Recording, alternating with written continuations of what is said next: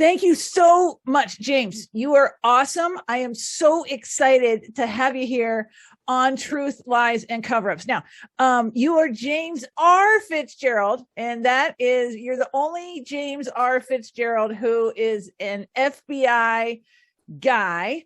And here's why I'm so excited to have you, and what the audience needs to know is that you're the dude. You're the man who ended up coming up with the information to catch the Unabomber. And I can't wait to talk about it because you're a pioneer in forensic linguistics. And so you've written a couple books, several books, A Journey to the Center of the Mind. Was it 1, 2, and 3? Is that right? That's correct. Yes. Yeah. So far, and book 4 in process. Yeah. And I binged your show on Netflix, which is Manhunt Unabomber. And you also have an audiobook, The Fitz Files, which is fantastic. Like, I love it. And so thank you so much for coming. Well, Traci, it's great to be here. I've, heard of your podcast before. You come highly referenced from mutual friends in the podcast world. So, so I'm glad to be here with you and talk to you. And of course, the listeners and even viewers are maybe watching this on Zoom. Oh, yeah, for sure. Okay. So I'm trying to figure out where to start. Because let's just jump into the Unabomber case. And I'm a body language expert, and so I'm so fascinated by knowing more than is immediately obvious about people. And while so this Unabomber case took 17 years to solve, right? So at what year did you come into the investigation? And how did you, let's start about that. How did you get there first? Cause you were in the TV show, they called you a graffiti team, cop, like weren't very flattering. And then all of a sudden you end up on the Unabomber. So what happened? Yeah, it's amazing what Hollywood does when they take your stories. And of course, I interviewed the director and the writer on the Fitz Files, and they really have a lot of information and how they synthesize my whole story. They had copies of my first 2 books. Book 1 is about growing up in Philly and, the adventures of a profiler as a young man, and then going off to the Penn State University and then the Pennsylvania State Police Academy. It ends there. All of book 2 is my 11 years as a police officer in Bensalem Township. Book 3, A Journey to the Center of the Mind, starts off first day at the FBI Academy in Quantico, and it lays out my next 7 years in New York City. Manhunt Unabomber sort of skipped over that whole part. Okay. They went from Fitz the graffiti cop to Unabomb task force, but there was a whole 7 years in New York City. But it's interesting, I do put in book 2, again, this is my police officer years, that for about 2 years, there was a bad political scene in my Bensalem Police Department. It's suburban Philadelphia. And I was a detective sergeant, but the one chief came in, fired the other. Politics came. The other chief was then fired, and the other one brought back. And I was really being screwed with years. And they found one way to screw with me. Even though I was detective sergeant, I had almost completed my master's at Villanova University, but I wasn't important enough to work any real cases. So I'm the boss of the detectives, but they'd only allow me to work graffiti and criminal mischief cases, broken windows, whatever. And for at least for a while, that was my assignment. They eventually put me into the evidence locker, but there were a number of goons and other very questionable character people in charge at this one time, and they really tested my mettle back then. And but I fought back and wound up hiring a lawyer, suing them, changed the politics of the whole department, and it's been great ever since. Then I left a year and a half later to join the FBI. They didn't realize the whole time I was, I'd also applied to the FBI and went from there. So then Quantico, 16 weeks in training, New York City bank robbery squad, kidnappings, you name all kinds of violent crime cases within the 5 boroughs of New York. And then I put in for a promotion at Quantico to the profiling unit. I get appointed there. 12 more weeks of training there in behavior, crime scene analysis, concepts of profiling.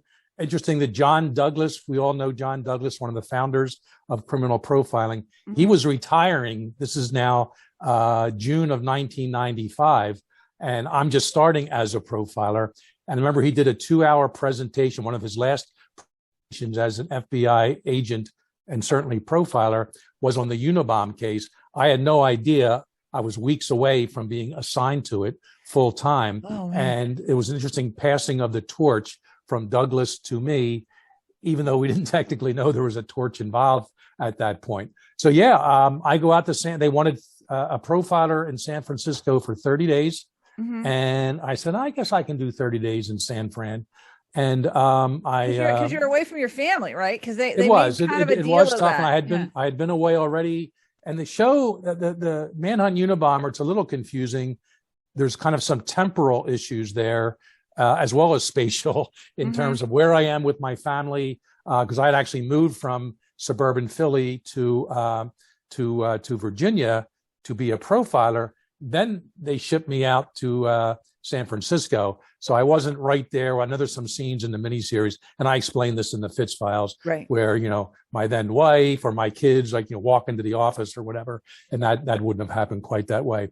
But yeah, so I get shipped out to San Francisco for 30 days.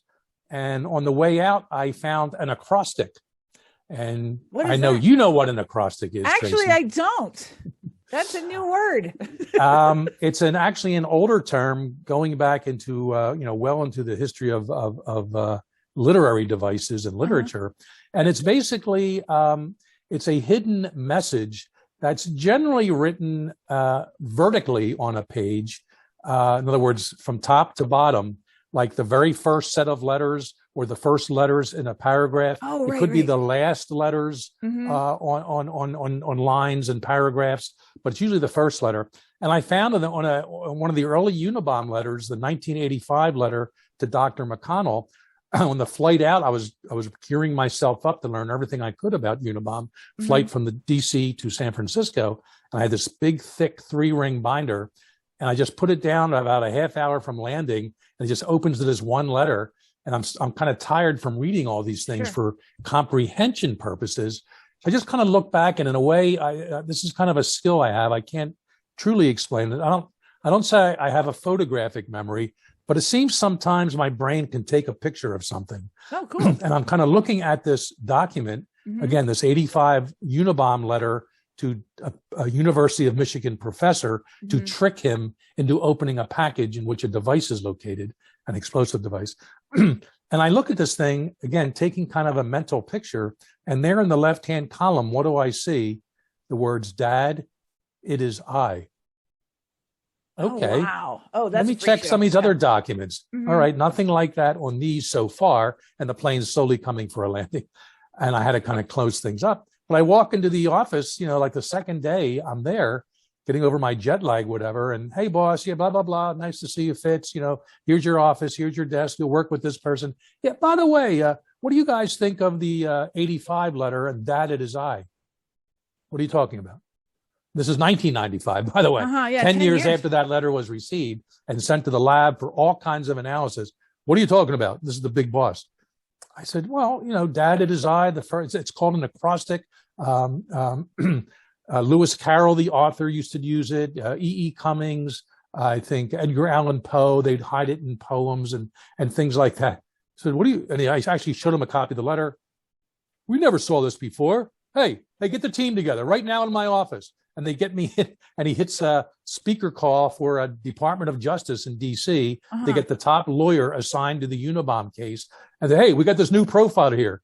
Did anybody ever see Dad, it is I? Fitz, tell them what it means. And I'm sitting here brand new, not knowing anyone else in the room. Well, I'm not exactly sure what it means. Right. But this is a clue that language may mean something to this guy. He may have daddy or parent issues of some sort. And we didn't know Ted Kaczynski from Adam at this point. Right. We're just generally trying to figure out who is this guy who's been successfully bombing and killing people now for 17 years.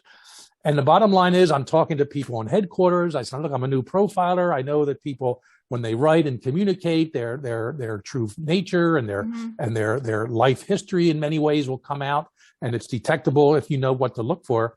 And And this is amazing. So he must have a father issue, huh? I said, well, it's possible. Long story short, the phone call ended. The big boss, Jim Freeman, the special agent in charge, looked at me, Fitz, you're in charge of all the documents here. The manifesto was just received. So you're going to be, I know you're a profiler. You can do your profiling stuff too, but I want you to focus on all these documents. And because this find this dad and his eye thing, no one has seen this in 10 years. Wow. Now can I back up just a little bit? Let's back up a little bit, because did you have what was your master's in? Wasn't it something in linguistics or did I get that wrong? Well, you're in the right church, but you're still in the back of the church. My first master's was in organizational psychology. That's from Villanova University. I attained that while I was a police officer. Mm-hmm. So I had a decent background in psychology and organizational psychology, et cetera. And I brought that with me to the profiling unit. That certainly was a plus. Mm-hmm. But besides a 2-hour training block at the academy by a fellow FBI agent named Sue Adams in the field called statement analysis, right? And I was very fascinated with what she had to do and what she was teaching. She eventually got a PhD. She does a lot of work with 911 calls nowadays. Yep. So I said, oh, this is pretty interesting. So the concept of, language does mean something. And let me go back a little bit. In my New York FBI days, I worked a lot of cases with bank robbery notes and other kidnapping type notes. I mean, the kidnappings were almost always bogus. They were like drug ripoffs or someone's paying off their indentured servitude from one country to another. But I would still look at these notes and I would assess them and I would connect some of them that we didn't connect in other ways. So I always felt an affinity and an interest and a talent, quite frankly, in analyzing language, even from sort of an amateurish perspective. And in case we forget later on, yes, I did go back to school in early 2000, actually in 2000, and for 5 years at Georgetown University. And I attained my second master's degrry in linguistics. There we go. But the whole Unabomber case, I had no formal academic training at all in language science, linguistics. You know what I would do? I would go to the bookstores, and even within the FBI, they had the old-fashioned dictionaries. Yeah. I mean, most people go online now, but they were thick books. But in like the first 20 pages of a dictionary, it's a really good summary of language and how it works and the English language. And I would actually pick up a few different dictionaries when I first got to Unabomber. So I got to learn, how does language even work? I mean, I know, we express, we receive, there's different languages. Oh, there's 6,000 languages around the world. Oh, that's interesting. But I'm only worried about English for now. I said there's native English speakers, non-native, but, very preliminary, very early in my career. But I realized there's a whole science behind this stuff. This is 95, 96. I never heard the term forensic linguistics. I had never used it while on the Unabomber case. It came up in the mini series because the writers just add things like that to it. Yeah. And that concept was around. There were some academic types in the US and in the UK working with language and working, with defense attorneys, working in the corporate world, trademark, copyrights. I didn't coin the term forensic linguistics. Someone else did. But it wasn't long after Unabomber when I started working with people who, if they weren't actual linguists, they were working in the area of language analysis, and I realized that term, and then it just sort of mushroomed. I became the FBI's expert after Unabomber, whether I really wanted that or not, but I didn't really consider myself an expert until 2005 when I actually picked up my diploma. Oh, wow. But you figured it out. That's what I love. That's so cool. So let's talk, because there was the stories, you can find it online anywhere, but basically there was a manifesto that he wrote, which was, it's like, what was it? It was really long. Well, he never called it a manifesto. The media picked up or used that word, and really, the rest of us did too. He called it his article. And he, of course, is the Unabomber. We didn't know his name yet. Right. And, I have these numbers memorized after all these years, 35,000 words, 56 pages, 212 paragraphs, 26 Oh my notes, gosh. a corrections page in the beginning, and single space, by the way, typewritten on a 1930s era Smith Corona typewriter. And it wasn't the easiest missive to read and to try to get through in one day. Very dense, very well written, grammatically, rich vocabulary, references to other scientific principles that the Unabomber, referred to in his writings. But I found I could not go more than half of it, which was 27 pages or so per day. So I would start it, I would come in on a Monday and read the first half of it, and then stop, and then come in the next day and start with, whatever that paragraph is, 110 or something, and take it from there. He numbered every paragraph too, which made it convenient for reference purposes. He numbered every page. So he was really nice to us in that regard. Hey, did you see paragraph 77? If you look at paragraph 180, and you can mix things up that way instead of just so you're reading references. This. What are you looking for? What are like 4 or 5 things that you're just like, these are the things we need to look for? Or like, is that how your mind worked, or what, how did you go about it? Yeah. Because I had some basic, training, not basic training military wise, but the FBI put me through profiling school for 12 weeks. And, a 2-hour course on statement analysis, but there are some notes and letters and interviews with serial offenders that I witnessed, videos of them, whatever. So to me, I realized there are about half a dozen profiles already made of this guy.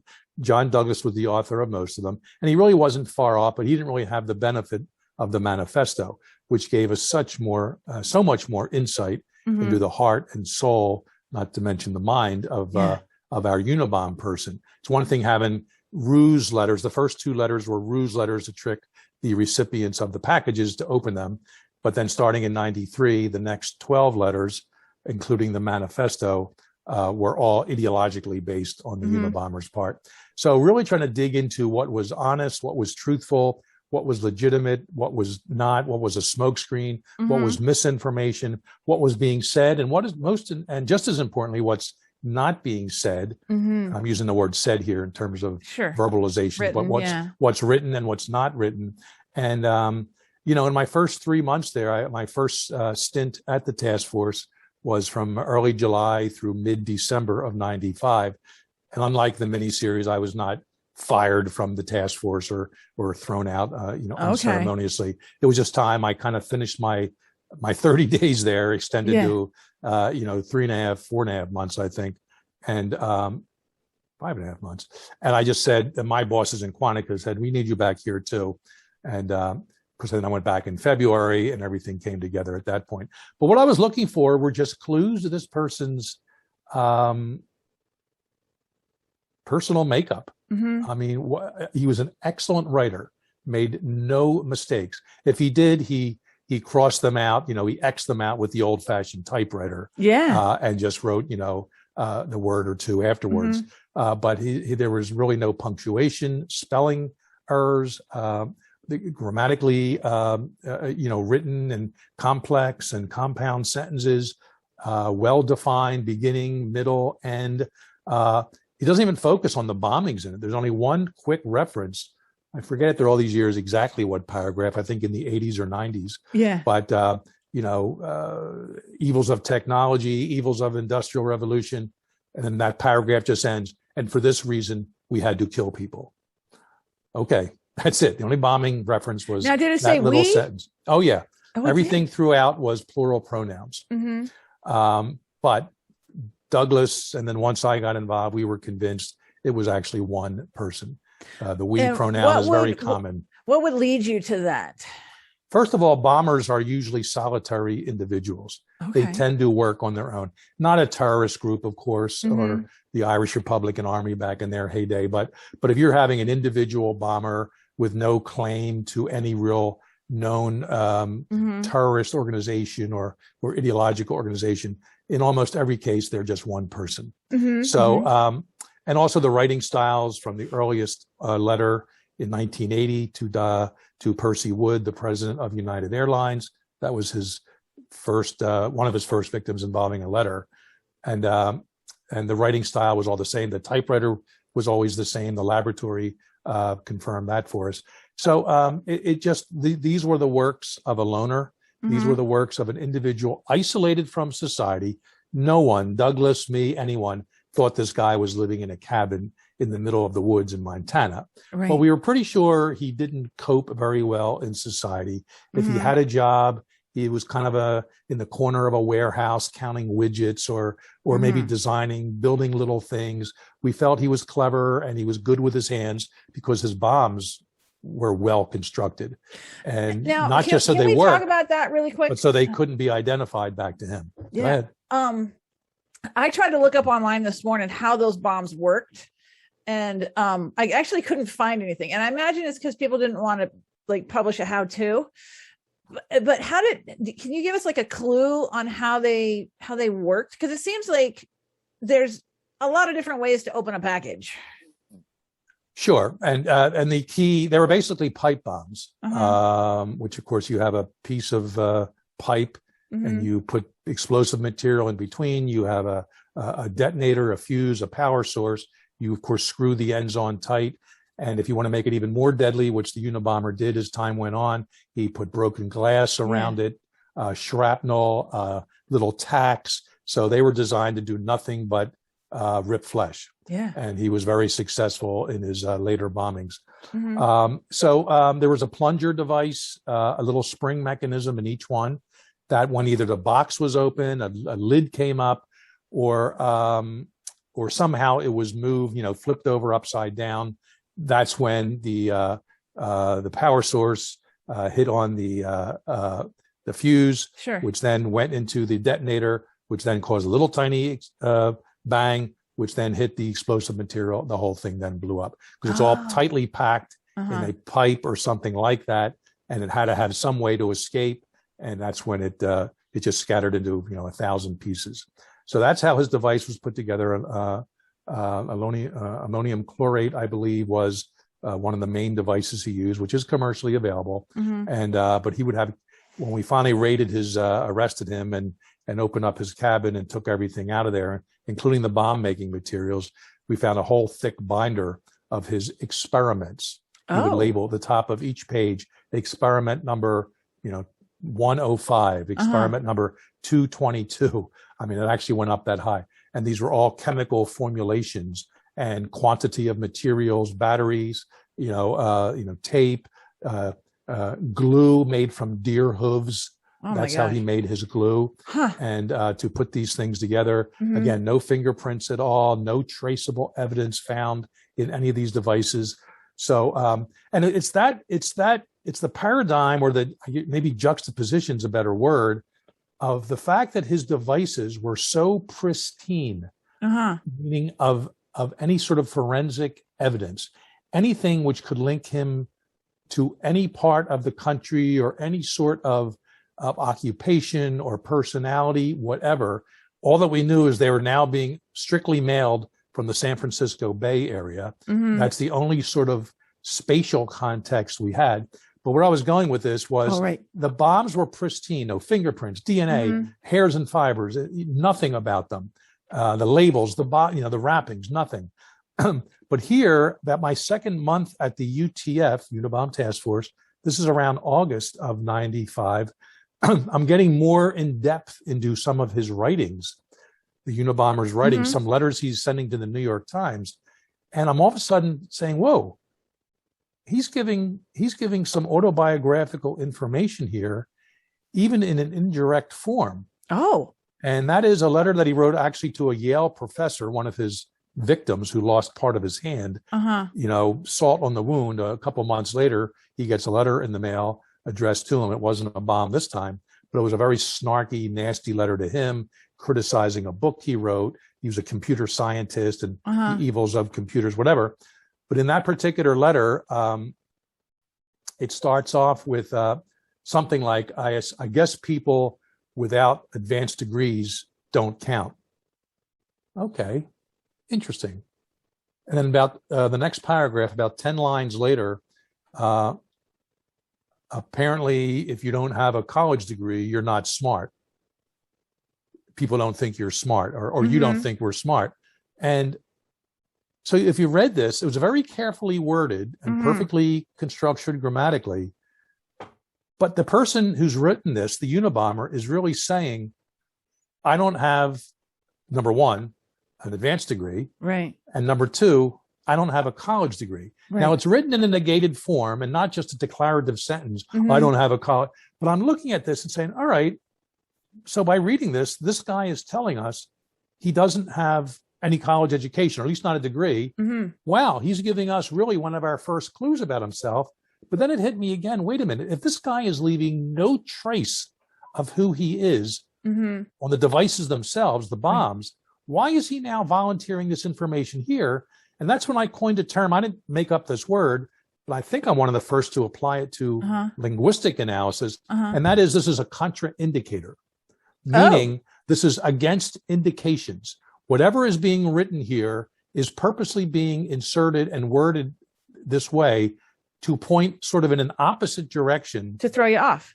Of who the person really is. And I went back and looked at some other letters of his, and one to the New York Times in the same 1994 timeframe said, so we have a deal to offer. Again, always we. This is when he first started talking about publishing the manifesto. I'll cease from bombing if you publish my article. But we have a deal to offer because we're getting tired going into the Sierra Nevadas after work and on weekends to practice our craft, meaning to work on his bombs. All bombers always have practice runs they do. Whenever I do in the media about a current serial bomber case, I said, all right, the first one you think you have, there's been other ones before that in the woods, in an abandoned warehouse somewhere. That's what you have to look for that evidence. So we knew the Unabomber at some point was practicing these things. But why volunteer? He lives in California near the Sierra Nevadas, the mountain range. And why tell us that essentially he has a 9-to-5 Monday through Friday job? And we said either he's not working or he works a late shift, including weekends. This guy is too smart to give away even these little clues. And I get it. Your listeners may be saying, well, what would that really tell you? It doesn't give his name and address. Yeah, but you know what? When basically every male in the U.S. is your suspect, adult male, to know that someone probably now has an advanced degree at some level, master's, maybe PhD, and that he doesn't live in the Sierra Nevada region, and he doesn't have this type of a job. Guess what? You've just narrowed your suspect pool down. No, it doesn't give a name or address. But guess what? When other investigators come to you, other FBI agents or whomever from around the country, hey, we have these 10 guys on our list here. Maybe you want to be, they have this little interesting background. All right, well, who doesn't live in California and who does have an advanced degree? That's the person is your priority. Doesn't mean you go out and arrest them based on that, but you can prioritize that person. So you kind of asked early on, this whole question was, what was I looking for? It was features like that I could see to be almost autobiographical. And what also was autobiographical from another negated sense, in all of his writings, he never wrote about having kids or being a parent or even in a relationship. He wrote a little bit about women and men and women, but you could tell it was almost from an amateurish perspective in that this guy didn't really know. And again, no one's expecting him to tell us his wife's name or his kids' names, whatever, but there's like no reference to that at all. And we started, really, focusing our profile on this guy. Maybe not only is he not in a current relationship, but he maybe never's really been in one and doesn't have any kids either, because of this. So that's one part. There's some other things I can go into, but maybe you have a question. I do have a question. I look like I have a question. You do. Big question mark on top of your head. Yeah, on top of my head. So here's what I'm curious about is in the show, the Manhunt Unabomber show, it seemed like the agency was, or at least your bosses were kind of against you. in this whole thing. And I was wondering if they wrote that in for the drama of it, almost like they didn't, like you had this cute little thing you were doing and they didn't really give you a lot of I don't know, respect for what you were doing and how you were approaching things, because there was other people approaching it from different ways as well. So can you speak to that just a little bit? Yeah, that and I mentioned that in the Fitz files, and in my because my third book, A Journey to Sin of the Mind, the whole last long paragraph is my role in the Unabomber case, and I got along relatively well with the bosses at the UTF, Unabomber Task Force. There was one or two people there, part of the team. They invited me into their team. I was a supervisory special agent, so I was part of their management team. We met every morning, and there's one or two times that I had some discussion. There's at least one person on the team who didn't want the manifesto published. And I was one of the first ones to come forward and say, I think it should be. There's enough idiosyncratic and distinctive language. Someone's going to recognize this somewhere. And this person, definitely thought it shouldn't be. And then, months later, when Kaczynski was identified, this same person, no, it's not Ted Kaczynski. It's not him. I said, I don't know. I read everything that the family is giving us, his known writings. And boy, this stuff matches up, as close as it can be. No, it's not him. So, but no one was ever thrown out of a room, certainly not me, or asked to leave the task force. I think the big boss assigned me in charge of all the language issues, all the writings of the Unabomber case, but I was doing other profiling related matters while there. But of course, I'm a brand new profiler. Yeah. This is my first case coming out of the chute. Oh man! As a profiler was Unabomber, going on for 17 years. What the heck am I going to do for this case? Although it was going to be solved within 9 months of me showing up there. So, but again, that was always a team effort. I never pretend otherwise in that regard. But I was proud to be put in touch and in charge of the language evidence. And yeah, we had a prosecutor assigned to the case, Steve Fitzgerald. I mentioned him in the book. They used his real name in the miniseries, and he had some skepticism. I mean, he's a lawyer. He's looking for evidence, probable cause to make an arrest, to get a search for a warrant, and there's different thresholds there. And we were hoping to get an arrest for Kaczynski, but we never felt that we had quite enough. And of course, there was that scene that I capture in my book. It's well captured in the miniseries. In real life, I was actually sitting at my desk with my feet up, reviewing document T-137 and of the known Ted Kaczynski documents that the mother and the brother were turning over to us. This is like late March of '96, and all of a sudden, and I should give a little bit of background. In paragraph 185 of the manifesto is just a benign, regular paragraph, the evils of technology and all that stuff, and it ends with, but you can't eat your cake and have it too. Yeah. And I picked up on that, and I actually ran it by someone at the task. Yeah, we saw that. Whatever. I said, well, whatever.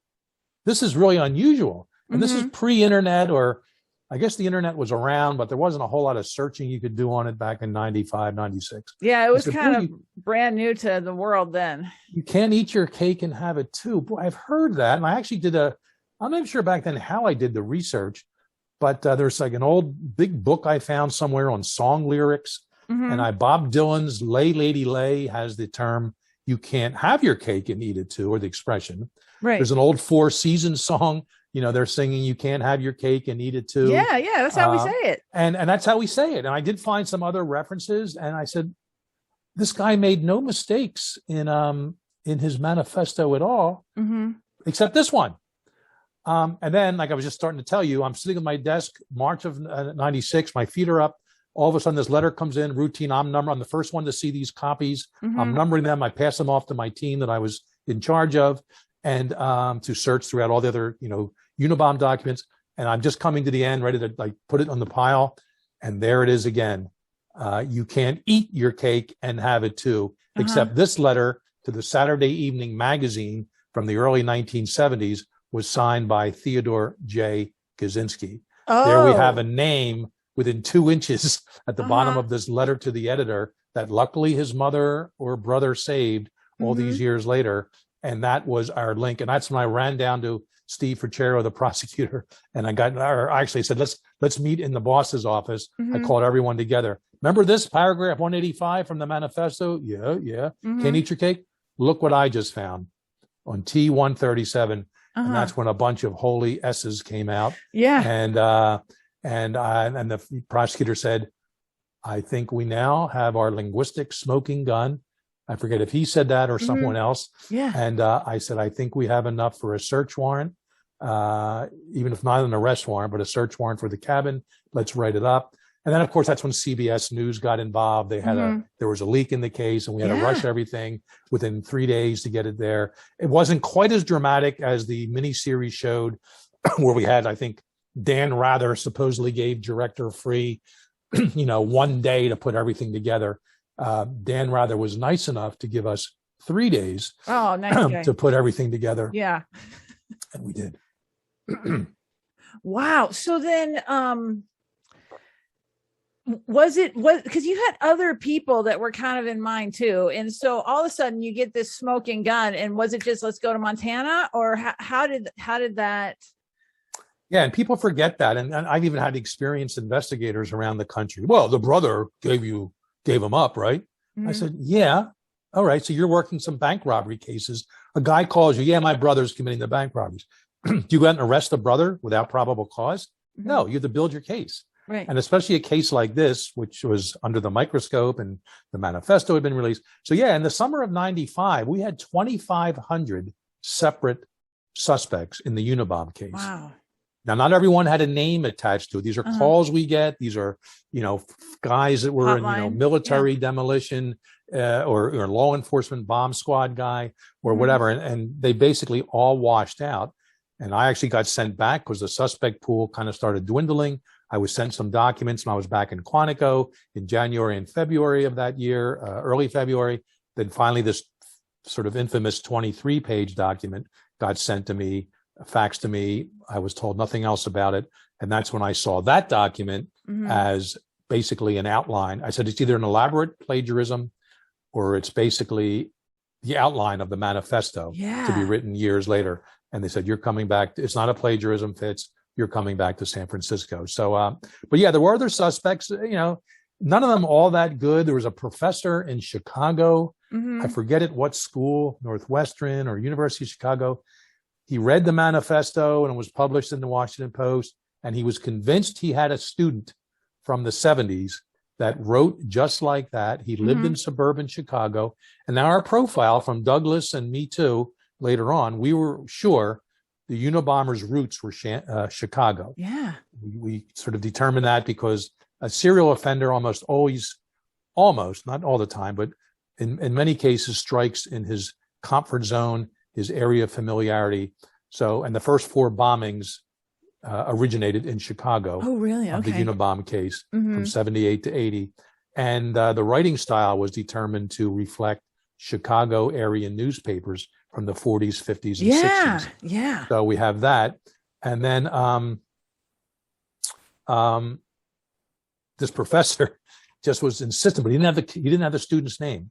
I think he may have been retired. He kept some of his records. I think some of his records were lost either in a flood or a fire. Yeah. But he went to the kid's house once and met his parents. So the agents in Chicago drove him up and down every street in these neighborhoods he thought this kid would have lived. Oh, it may have been that house. So we found out who lived there 20 plus years ago. Oh, gosh. And it was a whole, so he was like our biggest lead for about 3 months. And then finally, I forget what happened at the end, but this professor just started speaking gibberish, and he told someone, well, he was never that convinced it was him after all, but there's some like nail on his coffin, figuratively speaking. I said, all right, this has been a wild goose chase. Nothing there. Oh my goodness. And other names here, there, and the other. And I remember, was it the Zodiac killer Unabomber? I would have this, discussion with people there. Was it a Dungeons and Dragons person, that game that now it's a video or it's played online? Yeah. But there was more like a board game back then, but interactive, and these fraternities would play each other. And, was it retired law enforcement? Was it retired military?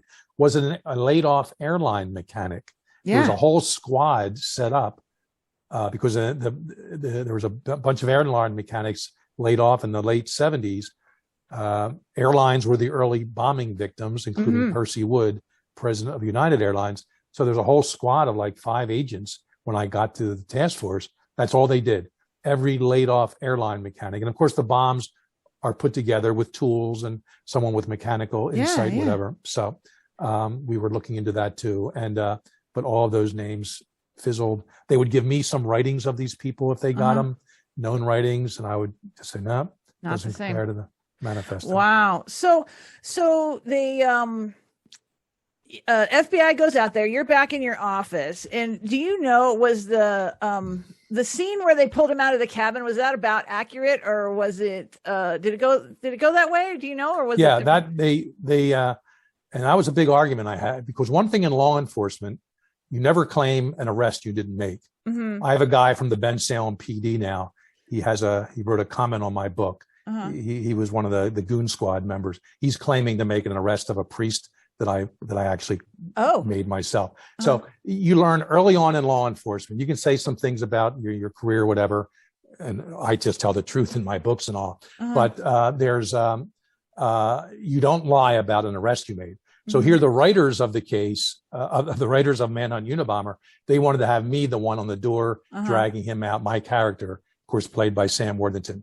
I fought them tooth and nail and said, do not show that scene. I do not want it. I was not in Helen at the time. They kept me back to do I was doing important stuff, last minute, editing and additions to the warrant we were putting together and the probable cause affidavit. So my job was just as important as the guy. So the scene they show, they did bring in a local park ranger, and he did know Ted. They had met over the years once or twice, and it was a very logical way. They're discussing property lines and all that stuff. So I lost the argument because, as you know, if you listen to the Fitz files or read my book, there was no interaction. Fitz had no interaction with Ted Kaczynski. It didn't happen. No FBI agent did. They sat with him for a few hours after the arrest, and it got blown, and he just went off and he didn't want to talk to his attorneys. Kaczynski didn't, for the first few months they were assigned to him.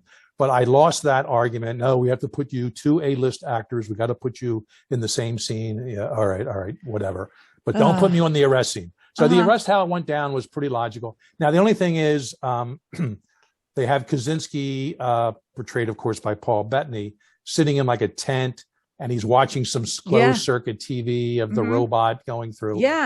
He may have seen the robot, because there was a robot on the scene. And I say robot, this is a mid-90s sort of not that sophisticated bomb seeking robot that could be controlled remotely. So he probably saw that when he came out of his cabin in handcuffs, but they made it a little more dramatic in the series. In the show, But I would say about the series, if you take out the scenes, and there's a number of scenes with Fitz and Kaczynski, they pretty much got everything else right. So I always tell people, for a Hollywood production, it's about 85% accurate. Just take out those scenes, and the writers were clever. These were questions I would have asked Ted when I was going to interview him in 2007. A long list of questions, and in some of the scenarios that the Fitz character laid out, portrayed by Sam, were off those lists of questions, and my sort of interview strategy, which never happened, by the way. Ted canceled the last minute. This is long after he was arrested. But so they did kind of borrow from what I would have asked him. And they had the writings of Ted from his cabin, his autobiography, and some of the things that were in those documents, in those writings of his, they put into Paul Bettany's mouth to speak as the Unabomber. So even though the scenes were fictionalized, they did borrow from sort of real life, but just different context, and then just could have conflated the two. So, but they made sure, I made sure, I said, in fact, I will back out of this whole affair, and I won't have anything to do with it if you insist that, Fitz is there making the arrest. Because that's one thing you don't do in law enforcement. You can, brag about other things, whatever, but there's one police. In fact, his son is on this PD now, and they still talk about this thing, and it's just an out and out lie, and it just shows you the lack of integrity some people have. So but that wasn't going to be Fitz in this miniseries. I'll let the interview scenes go by, which I still fought against, but they were relatively benign. I understood the dramatic element behind there, and I know you listened to the Fitz files. I think the director and the writer explained those those scenes really well. I really enjoyed them. What it meant for the audience to kind of be brought into the mind of both people. I also want to throw out here too, it's important. The other two scenes I didn't really know about, and they may look like minor, but if you look in the very beginning of Manhunt Unabomber, Traci, you have this bearded guy with long hair living in the woods carrying a dead rabbit, and everyone's supposed to think that's Kaczynski. Yeah. Well, you find out that's Fitz, because Fitz was so disturbed after the arrest of the Unabomber. He got so much in his mind that he had to go off and live in a cabin by himself. Never happened. Literary license. Wasn't me. I had no PTSD then or now. If anything, I'm a beach guy. I like living at the beach. I said, put me in my beach house in southern New Jersey. But no, we have to have you in a cabin. And the other thing is, maybe episode, was it 5 or 7? I forget. But they have Fitz takes his two older sons to a movie. Yeah, I knew you were going to say that. And he gets paged, and he goes to the payphone. Hey, kids, I'll be right back. I have to run into the office. And I never lived near my office back then, or my kids didn't, but that's one part of it. And the next thing you know, Fitz is on the floor at his office with a circle of papers around him. And because this is when the alleged 23-page document, which I referenced earlier in our talk, came in. And next thing you know, and then somehow Fitz's wife comes in to an FBI-controlled space. I'm not sure how that would happen either. And then she starts giving it to him, deservedly so, if it actually happened. But for the record, I never abandoned my kids. They were older, like 14 and 11 or something. They weren't like little kids. But I said, I never did that. I never would do that. My kids got a kick. Dad, I don't remember that if that happened. I said, no, it didn't. So they realized how that whole thing worked out. So through the big personal scenes, I wanted to make sure that your listeners know did not happen. Oh, yeah. You're a good guy. We know that. So, okay, one last question. That cabin. Now, because you got to see the cabin, didn't you? Which cabin? The real one or the Hollywood one? Did you see the real one? Oh, yeah. In my book and on my website, jamesrfitzgerald.com, under the Fitz Files tab, I have a bunch of pictures from each episode, either from the Hollywood version of the story or the real life version. So and I actually compare, I put next to on the website, and I have a PowerPoint that I do, pictures of me at the Kaczynski's cabin in April of 96. I did show up on scene 3 days later. So he was arrested April 3rd. I was there April 6th, and I was part of the team that was going over all the documents we found in the cabin, and others removed it and everything with gloves, and they went to the laboratory for fingerprints, but we got the first copies of them. And my job to review 1,000 separate documents inside the cabin. Oh boy. So I was inside there. And then I later got pictures of the cabin before it was all, I'm just like the bomb stuff the dangerous stuff was removed, but nothing else. I took some good pictures, like, left wall, right wall, front wall, back wall. And I have those too. And I provided those to the set decorator. And again, if you listen to Fitz Files, we have the property master, set decorator, two very different jobs and two very interesting people in putting together something like a mini series such as Manhunt Unabomber. Oh, and they were so appreciative. They were so appreciative of the pictures I sent them of the outside as well as the inside. I even had a schematic of the measurements, and they were appreciative. And I'll tell you, there were two premiere parties in July and I guess early August of 2017, and they had the cabin at both of them. The fake Hollywood cabin, of course, and they transported it from New York to L.A. And it was amazing. I saw it on the set too, but it was amazing in Atlanta because everything was shot in Atlanta. But it was amazing what these guys did and how they made it look. The only thing they told me, they made it a little bit higher because Paul Bettany in real life is about 6'3". Okay. Kaczynski was only 5'10". So they made the ceiling a little bit higher, and they had two separate cabins. One where a wall could come out. They could slide it out on a track so they could hook the camera up and shoot the interior shots. Right. But the other one was the same size, and it didn't have the removable wall. But it was like, I'm sorry, it wasn't the same size. It was about 2 feet wider. The actual cabin was 10 by 12. I think the Hollywood one was 12 by 12. Wow. Just so they could get a camera in a little bit more. But if you look, go on my website, Traci, and of course, who's ever watching or listening to this. JamesRFitzgerald.com. I think hit the tab for Fitz files. Yeah, I went there and I did see it. Here's my question about it. There did not seem to be any insulation and there did not seem to be any windows. So, or at least meaningful windows. So was there heat in there? Or what happened? Yes, there was insulation and one window because Ted and his brother David built it together in 1972. Mm-hmm. And they used some kind of, I'm not sure, fiberglass, asbestos insulation, but he knew enough they needed insulation inside it. And it had no running water, no electricity. This is truly living off the grid. You hear that term now, before it was probably used back then. He did have a wood burning stove. So a simple stove with a chimney went out the roof, and he would chop his own trees down, obviously in the warmer weather. Yeah. And he would, stack them up and they would be ready for the colder weather when it got very, very cold.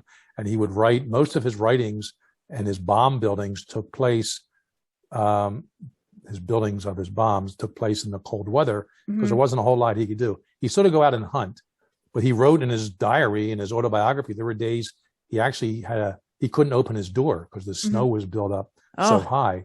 I mean, luckily it did open inwards, but he had to be careful. The snow didn't come in, whatever. And while he would use nature outside for his, shall we say, his bathroom needs. Yeah. In the coldest days in winter, he had a hatch in the floor of the cabin. Oh, really? Remember, it's only a 10 by 12 cabin. Yeah, yeah. And the hatch was about 2 foot by 2 foot.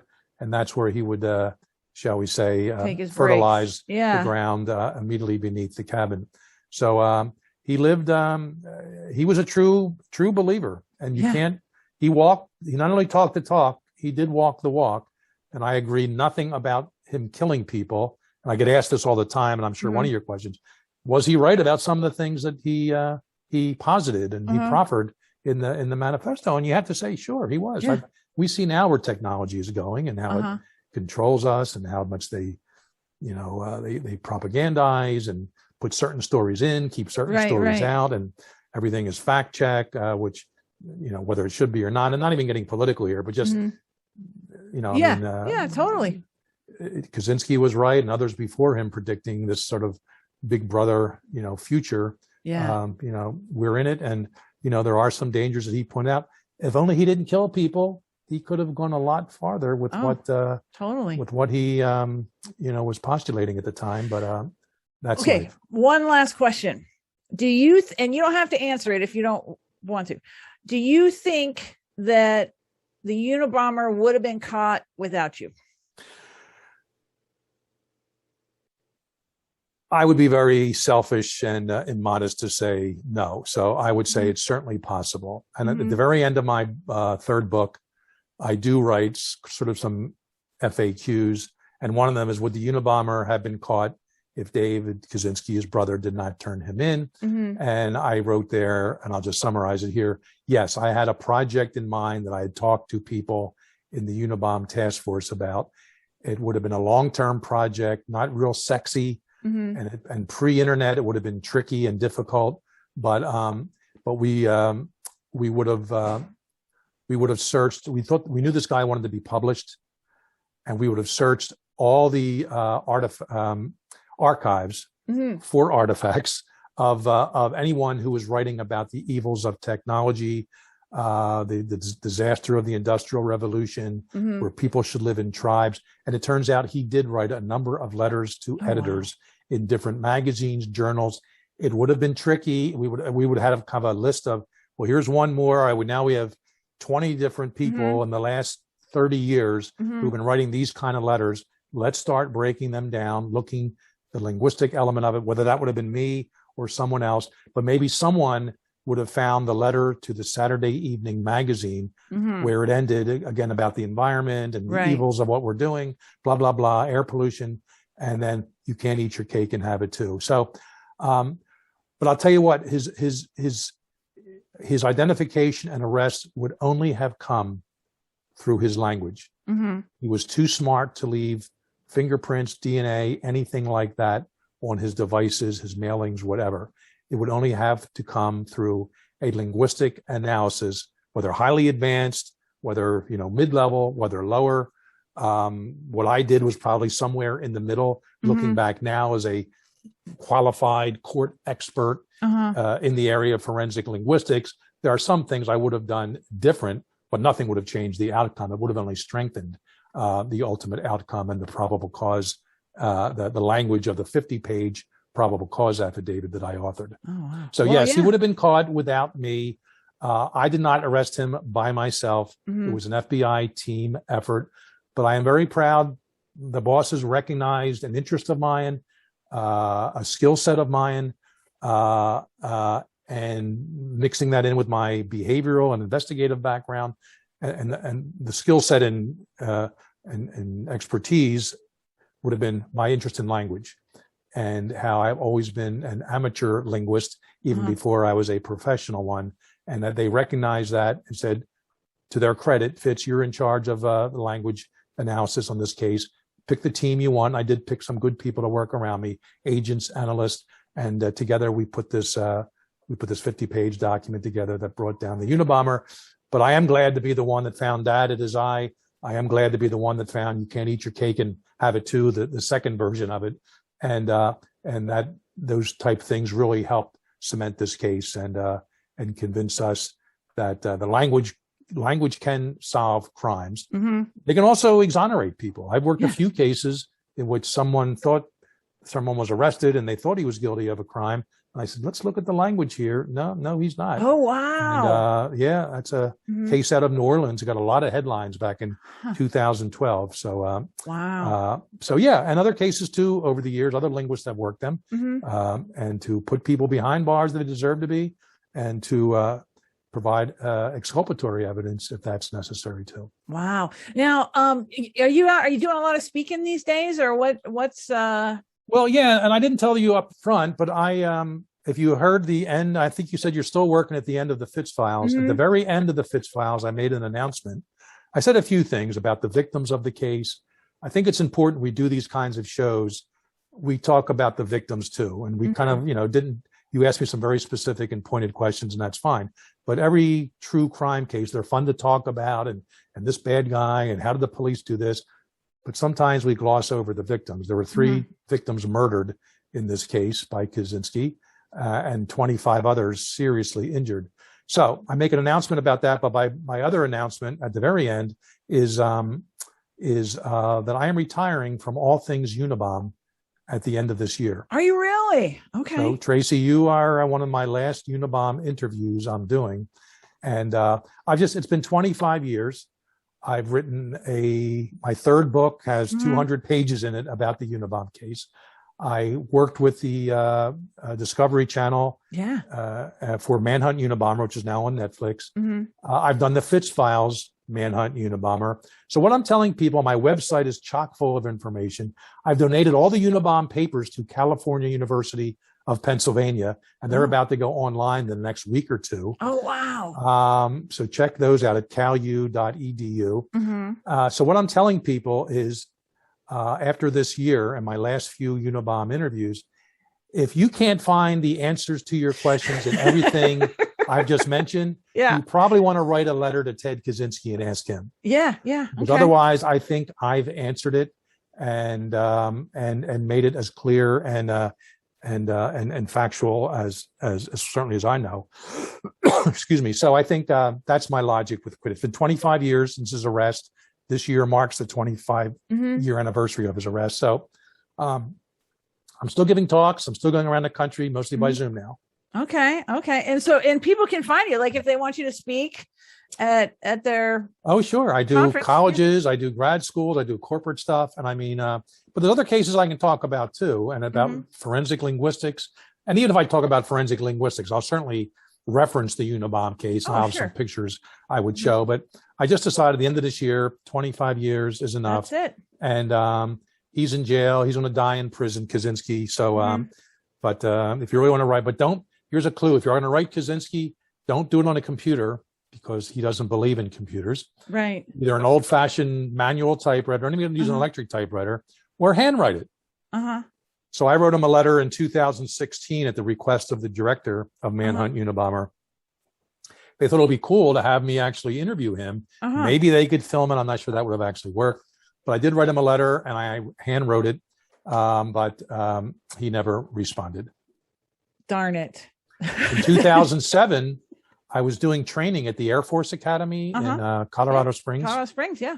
And I was there for 2 days. And months before, I said, hey, Florence isn't too far from there. Yeah. 2 hours down the interstate. And I said, maybe I can set up an interview with Ted. We'll leave this the last Ted story. Okay. And so I contacted the warden.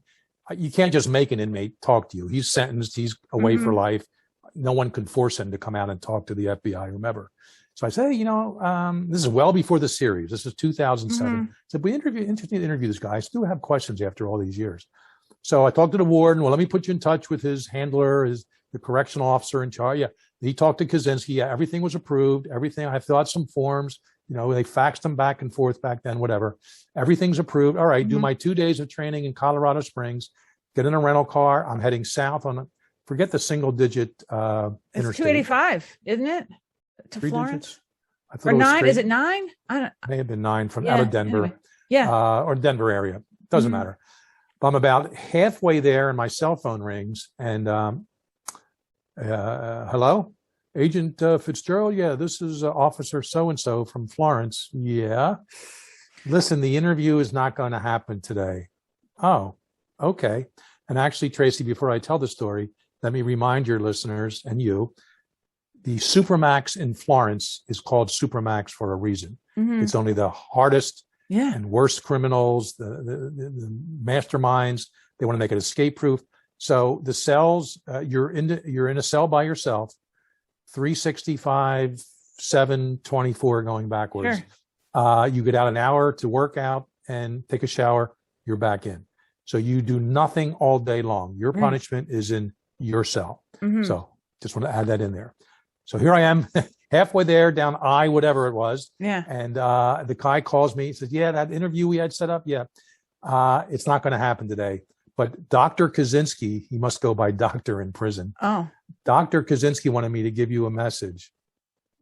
So it's one of these deals. I kind of pull the phone away from me. Yeah. Okay. Go ahead. Put the phone back to my ear. All right. Let me see here. It says, I wrote it down. It says, hi, Fitz. I'd really like to talk to you today, but I can't because I'm busy. And that's it. Not even call again or let's do a rain date or whatever. So what I, of course, figured was he probably thought I flew all the way out from, the East Coast just to interview him. I never volunteered to anyone. I'm in Colorado Springs for 2 days before. Sure. So they probably thought I wasted a whole trip. But you know what, Traci, I was just driving down there, whatever part of the interstate I was on. What do I see in front of me? A sign for Pikes Peak. I quick made the turn on the exit and I climbed Pikes Peak that day. So to this day, I always said, I think I had a better day than Kaczynski did, whether he agreed to talk to me or not. Wow, so, you sure did. Well, thanks for the work that you did on that. I mean, it made all of us, it's made all of us safer and it's made me smarter today. So thank you for that. And people can find you, jamesrfitzgerald.com. Sounds good, Traci. Thank you to all your listeners and viewers, and try this again sometime. All right, cool. Okay, hang on a minute. I got a question for you.